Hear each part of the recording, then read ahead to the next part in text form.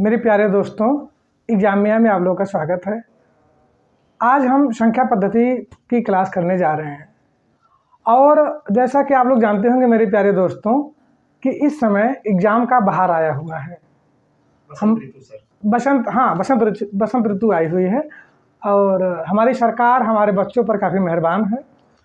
तो अब हमें देखना है कि हम ये जो बहार आई हुई है उन बहारों में से अपनी एक गुलदस्ते वाली फूल कैसे तोड़ते हैं और उसको अपने पास कैसे रखते हैं। कहने का तात्पर्य है कि जो हमारे एग्ज़ाम के नोटिफिकेशन आ चुके हैं, आप लोगों का ध्यान चला जाए। मैं जिसकी बात करना चाह रहा हूँ, मैं खास कर बात करना चाह रहा हूँ यूपी लेखपाल भर्ती, उसकी बात करना चाहता हूँ क्योंकि इस समय जो सबसे बूम में आने वाली है और हमारे नागरिकों के लिए जो एक शानदार प्लेटफॉर्म है, उसमें लेखपाल ही हमें सबसे सुनहरा मौका दिख रहा है, अवसर दिख रहा है। तो मैं उसी की बात करूंगा, उसी की क्लास करूंगा और मेरे पेपर प्रीवियस ईयर्स के पेपर भी हैं मेरे सामने।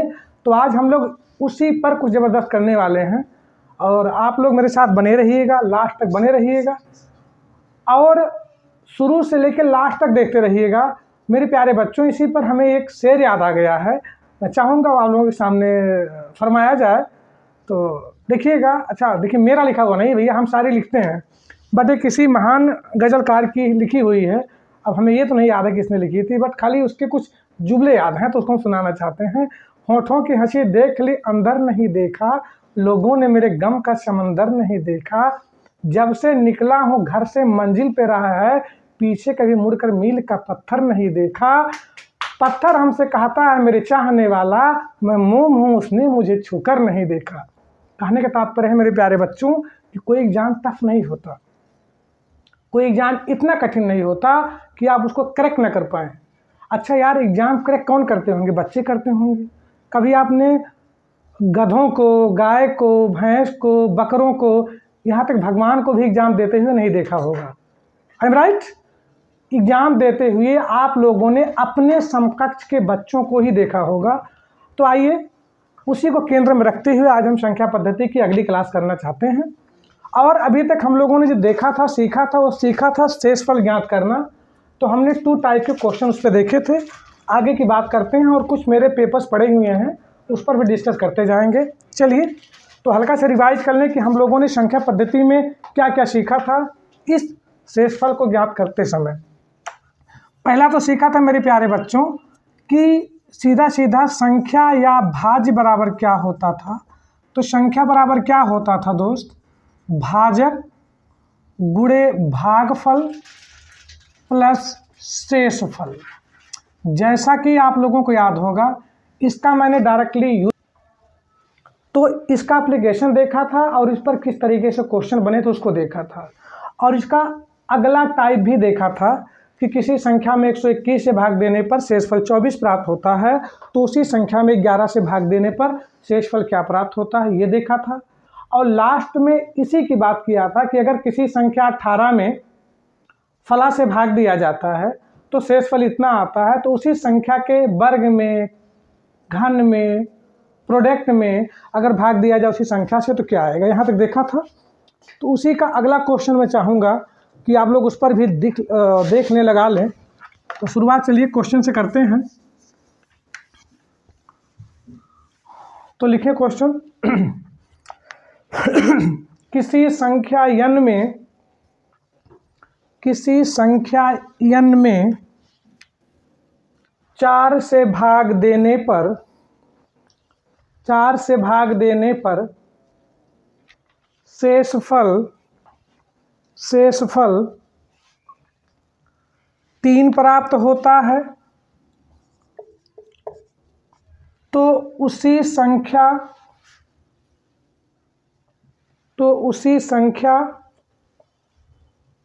के 5 गुने में, उसी संख्या के 5 गुने में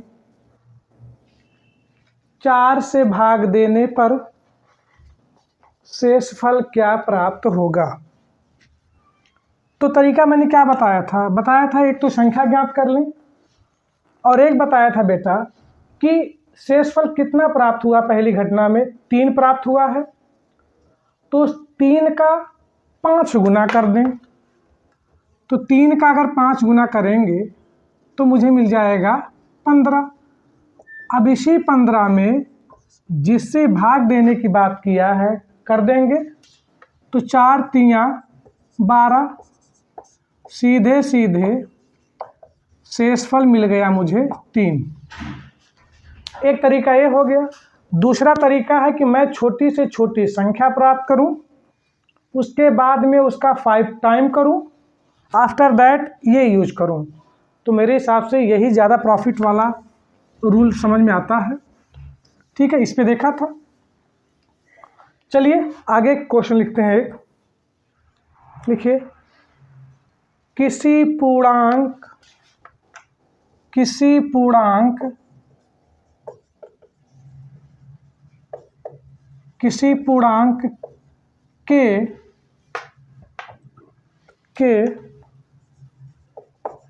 को 3 से भाग दिया जाता है, 3 से भाग दिया जाता है, तो शेषफल 1 प्राप्त होता है। और k+1 को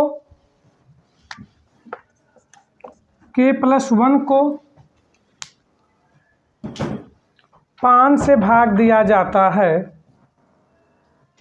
5 से भाग दिया जाता है, तो शेषफल 0 प्राप्त होता है। शेषफल 0 प्राप्त होता है। तो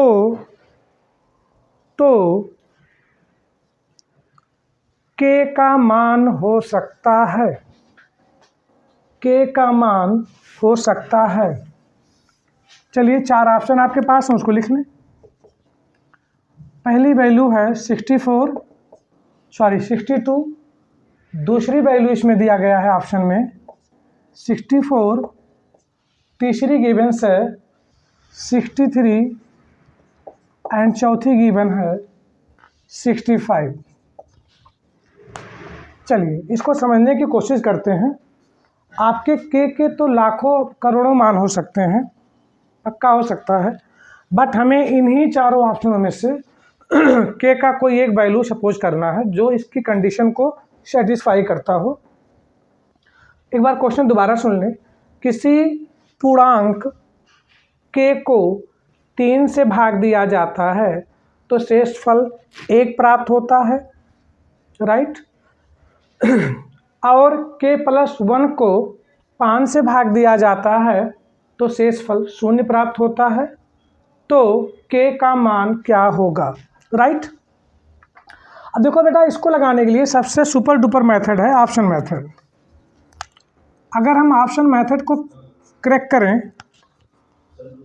तो हम सबसे पहले, जो मेरा खुद का ट्रिक है, जो मैं सपोज करता हूं कि सब बच्चे उसको फॉलो करें, जब भी पूरे मैथमेटिक्स में कंडीशनल क्वेश्चन दिए गए हों, पूरी मैथमेटिक्स की बात हो रही है, तो सबसे पहले हम लोग ऑप्शन मेथड ही यूज़ करें। वो काफ़ी हेल्पफुल होता है और काफ़ी टाइम टेकन जो हमारा है बहुत इजी वे में करवा देता है वो। अब जैसे मैंने बाय चांस मैंने k की वैल्यू लेट, अगर मैं 4th ऑप्शन को बोलूं और k = 65 हो मेरा, बेटा इसने k+1 की वैल्यू नहीं पूछी है, इसने पूछा है कि k की वैल्यू क्या होगी। हाँ, क्लास में बैठ जाए आप लोग शांतिपूर्वक। अब अगर मैं k की वैल्यू 65 लेता तो इस 65 में सबसे पहले 3 से भाग दूंगा, 3 से भाग दूंगा तो 2 टाइम जाएगा, 6, 5 को डाउन करूंगा 1 टाइम जाएगा, शेषफल तो मेरा 2 आ गया। यानी मेरे प्यारे बच्चों, पहले केस की जो फर्स्ट कंडीशन थी वो खुद गलत हो गई, क्योंकि इसने कहा था कोई संख्या है k है जो कि पूर्णांक के रूप में है, और अगर 3 से भाग दिया जाता है तो शेषफल 1 आता है। इसमें तो शेषफल आ गया 2, तो पहली शर्त ही लागू जो होनी थी गलत हो गई। इसका मतलब आपका डी वाला पार्ट गलत। अब हम 63 को लेंगे, ये भी गलत हो जाएगी। आपको दिख रहा होगा कि अगर 63 में 3 से भाग दिया जाएगा तो 63 को 3 पूरा पूरा काट देगा मेरे प्यारे बच्चों, यानी 63 3 से पूरा पूरा विभाज्य है, तो शेषफल 0 आ जाएगा। तो इसका मतलब ये भी गलत हो गया, राइट, ये भी गलत हो गया। अब हम 64 को देखेंगे तो 64 हमें सही होता दिखाई दे रहा है। क्यों? अगर 64 में 3 से हम भाग देंगे, 3 दूनी 6 हो जाएगा बच्चों, 4 को डाउन करेंगे, 3 1 जा 3, मुबारक हो, पहली शर्त लागू हो गई, शेषफल 1 मिल गया। अब इसने क्या कहा कि अगर k+1 में, यानी अगर k की वैल्यू 63 है तो k+1 की वैल्यू कितनी हो जाएगी? 65। भाई k की वैल्यू 64 है तो k+1 की वैल्यू हो जाएगी 65, यानी ये क्या हो गया? विल वी लाई। ठीक, अब मैं क्या करता हूँ, k+1 इसका मतलब हो जाएगा, k+1 का मतलब हो जाएगा 65। 65 में 5 से करेंगे तो बताने की ज़रूरत नहीं है, 5 1 जा 5 हो जाएगा, 1 डाउन हो जाएगा, 5 को करेंगे, 5 3 जा दिस, वेरी गुड, ये भी केस लाई हो गया, विल वी लाई। मतलब मेरे प्यारे बच्चों k की वैल्यू 64 रही होगी। इतना टाइम डिस्कस करने में लगा, लेकिन अगर थोड़ा सा दिमाग की बत्ती आपकी जल जाए तो पक्का है यार, इसमें देखने पर लग जाएगा कि ये तो नहीं होगा, क्योंकि ये 5 से पूरा पूरा कट जा रहा है, जबकि k+1 की वैल्यू 5 से भाग देने की बात की गई थी। और ये इसलिए गलत हो जाएगा क्योंकि k की वैल्यू 63 अगर होती तो उसके केस में शेषफल 1 आना चाहिए था, वो तो पहले कट जा रहा है। 64 जो होगा इसमें अगर हम 3 से भाग देते हैं तो शेषफल 1 दिख गया, और 1 ऐड कर देते हैं तो 65 हो गया। यार बताने की ज़रूरत नहीं है, कोई संख्या 5 से पूरी पूरी तब कटती है जब उसका इकाई का अंक 0 हो या 5 हो, तो उनमें से 5 दिख रहा है, कट जाएगा, पक्का बेसिकली सही होगा। चलिए, आई होप समझ में आ गया होगा। अब हम बात करते हैं बेटा अगले टाइप की। अगला टाइप जो है मेरा, टाइप नंबर 3 लिखिए आप लोग। टाइप 3 पे काफ़ी अच्छे अच्छे क्वेश्चन हैं बेटा, और लगाने में थोड़ा सा मज़ा भी आएगा। टाइप 4 लिखिए, सॉरी, हाँ टाइप 3 उसमें इंक्लूडेड, टाइप 4 लिख दीजिए।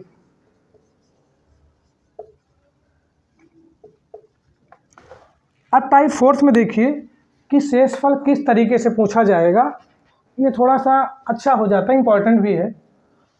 अब जैसे समझिएगा कि a पावर n हो जाए होल डिवाइडेड a+1 हो जाए। अगर इस टाइप का कोई कॉन्सेप्ट बनता है और इसमें शेषफल ज्ञात करने की बात करता है तो क्या करेंगे, ये बहुत ही इम्पॉर्टेंट है और बच्चे कंफ्यूज भी हो जाते हैं। कंफ्यूज होने का भैया इसमें है भी गुंजाइश। अब जैसे मैंने सपोज दैट, छापना मत बेटा अभी, जैसे मैंने दे दिया बाबू कि 5 पर 20 होल पावर 6 दे दिया, मतलब 5 पर 20, इसका मतलब 5 5 5 20 बार लिखना होगा, 5 × 5 × 5 × 5 20 टाइम लिखना होगा। उनका मल्टीप्लाई किया जाए, उसके बाद में 6 से भाग दिया जाए तो शेषफल क्या होगा। तो प्यारे बच्चों 5 का 6 बार अगर मल्टीप्लाई किया जाए तो भी टफ हो जाता है, और बात 5 5 5 5 5 5 5 20 टाइम लिखना है, उसका मल्टीप्लाई करके वैल्यू निकाली जाए तो मेरे हिसाब से बहुत टफ क्वेश्चन हो जाएगा। तो कुछ छोटा सा रूल देखना होगा समझने के लिए, तो बस इतना लिखना होगा, आप लिखते जाइए। लिखिए,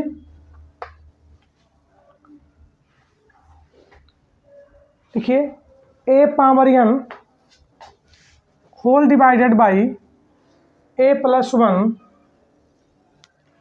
के केस में शेषफल ज्ञात करना।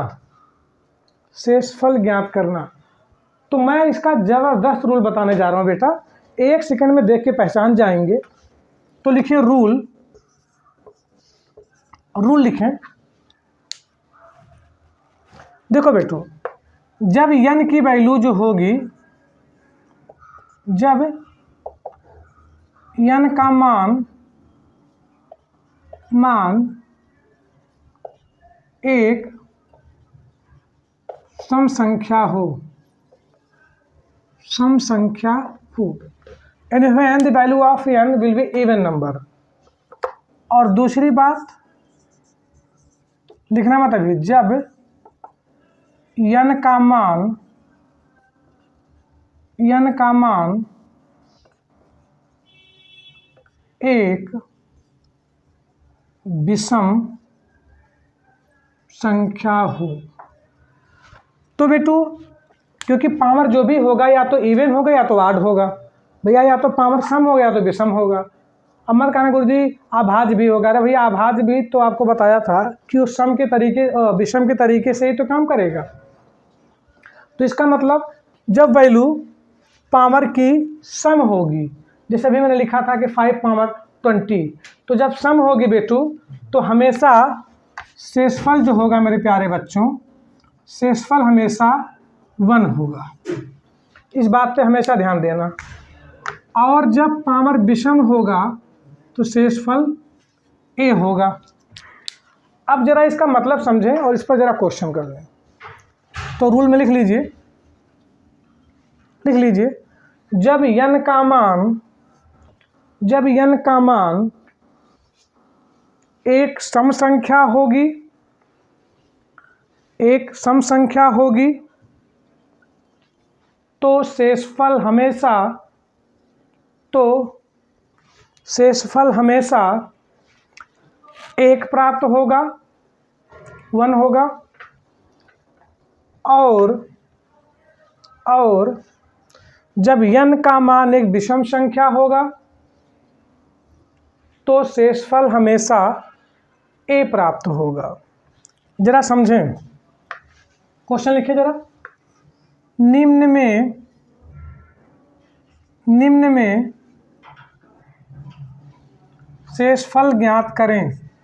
पहला क्वेश्चन दे दिया मैंने 15 होल पावर 350/16। दूसरा दे दिया मैंने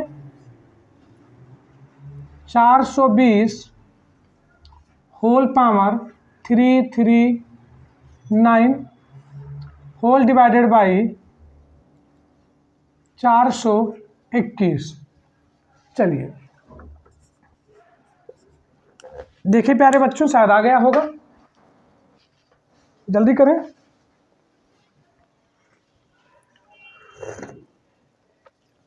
आ गया? हाँ भैया, कुछ करने की ज़रूरत ही नहीं। अगर इसको देखा जाए तो सीधा ये क्या है, ये 15 होल पावर कितना दिख रहा है इस पे 350, जो कि सम संख्या है। तो इसके केस में जो शेषफल होगा वो पक्का 1 आएगा, क्योंकि इनको बना सकता हूँ 15 + 1, इनको बना सकते हैं डिवाइडेड में 420 + 1। अब क्योंकि पावर इसका क्या है, विषम संख्या है, तो इसके केस में शेषफल जो होगा यही हो जाएगा जिस पर पावर लगा है, मतलब सीधा 420।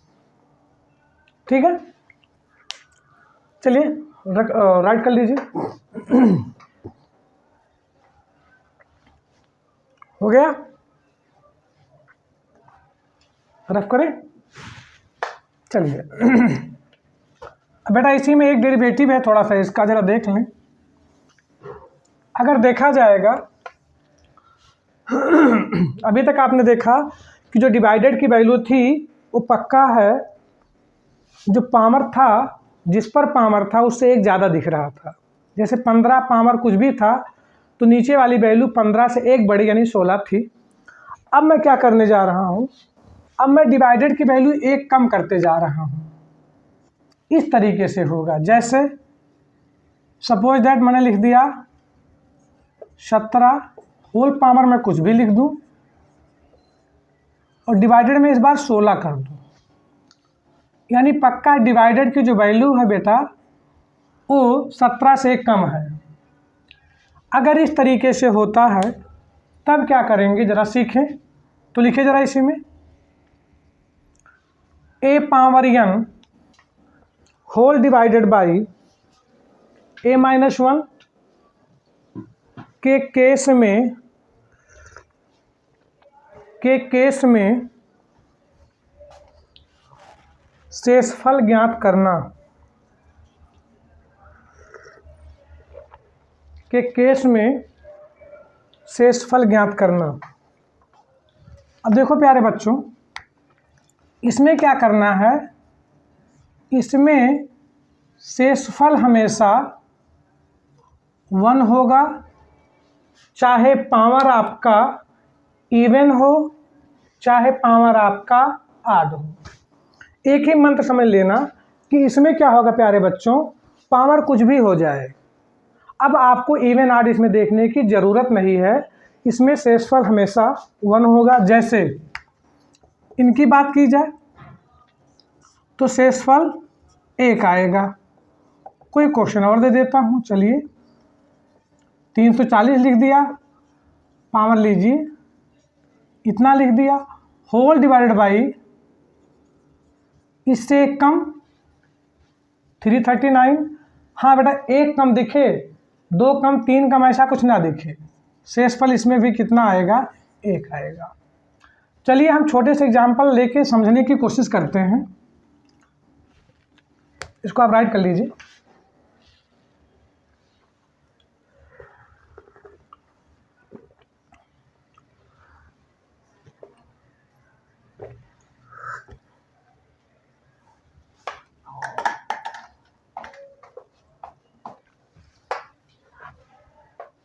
हो गया। अब जैसे हम छोटा मोटा एग्जांपल देके समझ लें बेटा, जैसे मैंने सपोज दैट 5 ले लिया, होल पावर मैंने ले लिया 13 डिवाइडेड बाई 4 कर दिया। अच्छा, ये पावर कैसा है, विषम है, तो इसका मतलब ये 5 5 5 5 13 बार गया होगा, 13 बार लिखा गया होगा, फिर 4 से भाग दिया गया हो, तो यानी मैं छोटा से छोटा 5 पर पावर 1 तो लिख ही सकता हूँ, पक्का लिख सकता हूँ, क्योंकि 5 पर 1 लिखने का मतलब कि हमने सबसे छोटी विषम संख्या एक तरीके से ले ली। देखो मेरे प्यारे बच्चों, ज़रा यहाँ पे सतर्क होने की ज़रूरत है। मैंने बोला कि 5 पर 1 यानी सबसे छोटी विषम संख्या मैंने 1 ले ली, तो सतर्क होने की ज़रूरत क्यों है, मैंने आपको बताया था फर्स्ट लेक्चर में ही कि 1 जो है 1 जो है ना तो सम है, ना तो विषम है, ना तो भाज्य है, ना तो अभाज्य है, नौटंकीबाज है, ये बताया था, लिखाया था।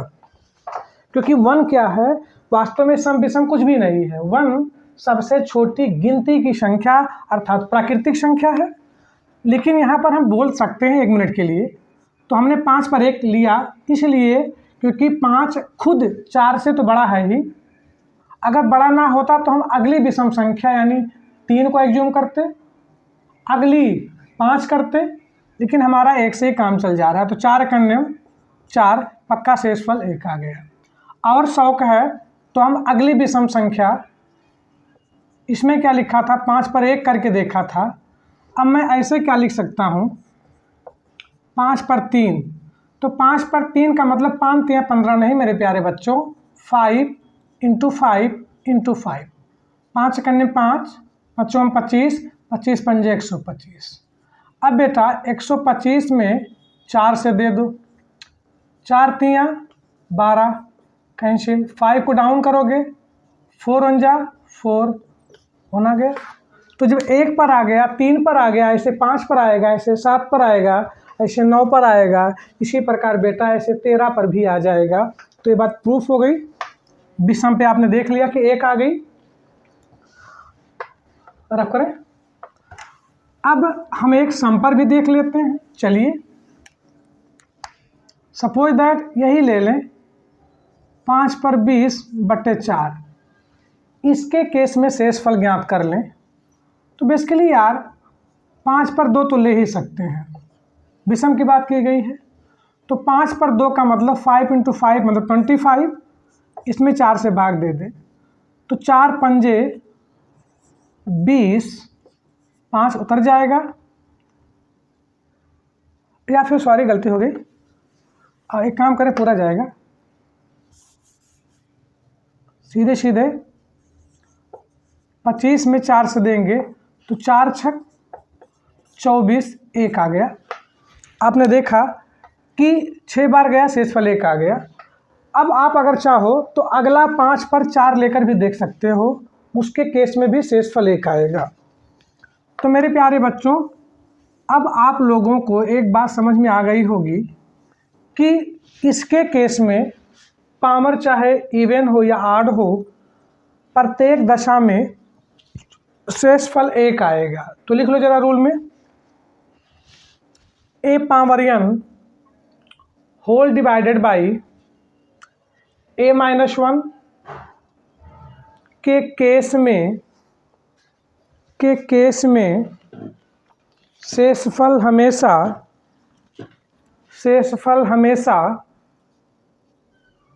1 प्राप्त होता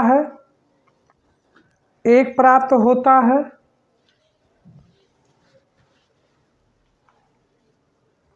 पावर चाहे सम विषम कुछ भी क्यों ना हो।